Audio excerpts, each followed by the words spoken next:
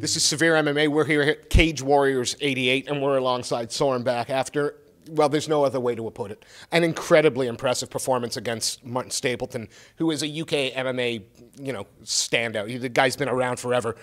Your performance tonight was almost flawless. Is that what you were expecting? Were you expecting a little more of a war, perhaps? Well, thank you, but yeah, we were expecting a war. We thought he was good. He said something along the lines of he was going to knock me out in 30 seconds or so. So we expected him to come to us. We didn't expect him to try and take us down. Well, that didn't go so well for him. So did that play right into your? What were you expect? Were you expecting him to try and kind of gauge distance and keep kind of moving in and out? Or? Yeah. So one of the things Madsen does very well is actually moving back and forth with the striking. So we were expecting him to utilize that major asset he has there. So we thought it was going to be like maybe we could catch him with the overhand right, maybe we'll take him down. But we thought we were going to have to work hard for it. He came in and he initiated that the clinch, and yeah.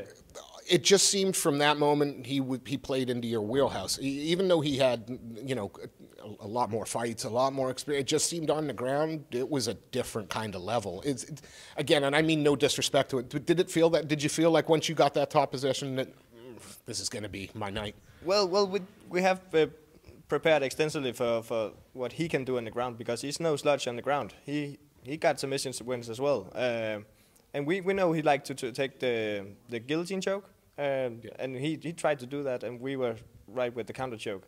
And from there, when I took his back, that's when I really knew, because we did it 3 rounds with Scott Clist a few months ago. So, yeah, that's the and again, MMA math never seems to add up, because you look at Clist, you look at Stapes, and quite frankly, on paper, right, for what it's worth, Stapes is a much more difficult opponent. Yeah. Is that just a testament to how good you are and how far your game's come since this Clist fight, or was Clist just an awkward fight? No, I think Clist he's a tough stand-up opponent, but Stapes should be the better ground fighter of the two. But Clist just got this never back down mentality, so I couldn't get the choke on him, and he was slippery with blood as well. Where with Stapleton, we had him in the crucifix, and from there with the elbows we just softened it up until we could get under his chin. So it was textbook and a wonderful finish. What do you want? What do you want next? And no one ever calls anybody out. I'm not expecting you to, but I'm guessing you had Chris Fishgold just step down and say, "I'm not the lightweight champion anymore. I want to go featherweight." On Twitter, since your win, some UK fighters have been calling you out. Lawrence Fitzpatrick, a few of the sort of upper echelons, they've been calling you out. What do you want next? It doesn't matter as long as there's a title in it. Actually, it doesn't matter as long as there's a title, because I felt like I've earned it now. So I want the belt, and we're going to take anyone who's willing to fight for it. They've announced February 24th. I would be ready, yeah.